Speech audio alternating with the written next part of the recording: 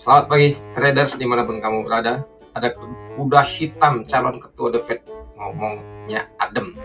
Dan reaksinya dolar loyo perak ini gila makin ngegas. Kita kupas market analisa 18 Desember 2025. Bayangkan pasar keuangan itu kayak arena pacuan kuda ya. Tiba-tiba muncul kuda hitam. Nggak banyak ngomong tapi sekali bersuara langsung komentarnya gini.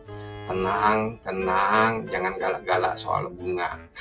Hasilnya dolar mulai ngos-ngosan dan perak lari kayak habis minum kopi double shot espresso. Mari kita bedah satu persatu pakai bahasa warung kopi aja, tapi ya rasa analisa Bloomberg News gila. Pertama, tarif masih nyekek bisnis dan The Fed melakukan survei di mana harga diprediksi naik 4% tahun depan. Ini ibarat pedagang bakso disuruh naikkan harga jualnya tapi dia menambah beban batu di gerobaknya. Ngos-ngosan ya, dan tarif impor masih nempel kayak tas belanja mak-mak habis diskonan. Berat dan susah dilepas tapi pengen belanja terus. Akibatnya biaya produksi akan naik, harga ikut naik, dolar ini jadi korban salah sasaran. Kesimpulan pasarnya begini nih, inflasi ini masih keras kepala, The Fed makin susah dan agak-agak sok galak, tapi dolar Amerika Serikat ada tekanan ke bawah atau bearish.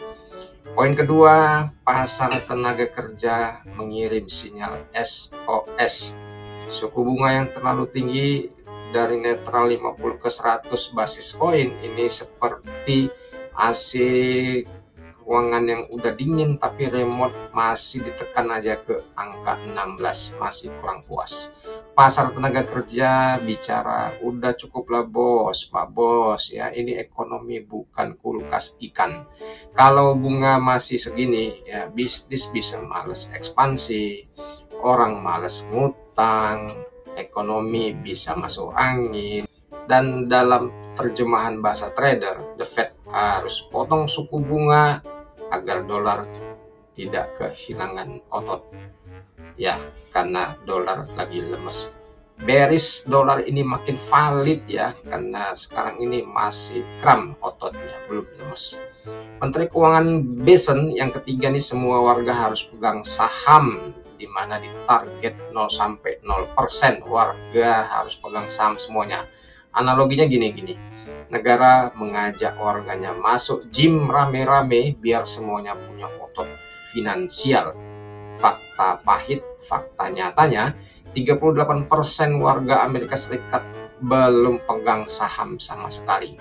Dan pemerintah pengen bukan cuma nabung saja tapi ikut pesta pertumbuhan ekonomi. Kalau ini beneran kejadian, maka dana retail bisa masuk pasar, indeks saham dapat bensin premium, Wall Street senyum-senyum ya bisa sampai pipinya kram. Tapi kenyataannya karena ekspektasi dunia nyatanya masyarakat masih begituan, efeknya negatif. Dan resiko aset ini naik daun, logam mulia ikut ke bagian panggung, dan halo perak, kamu sungguh bersinar. Benang merah pasarnya adalah The Fed mulai terdengar lebih kalem, dolar kehilangan taring, saham dan perak makin pede naik ke panggung utama dan jadi bintang utamanya. Kalau ini lomba lari, dolarnya ngos-ngosan, saham pemanasan serius, dan perak gas terus, jangan lihat ke belakang lagi. Demikian dari aku Fauzi, selamat pagi, cuan buat kamu semuanya.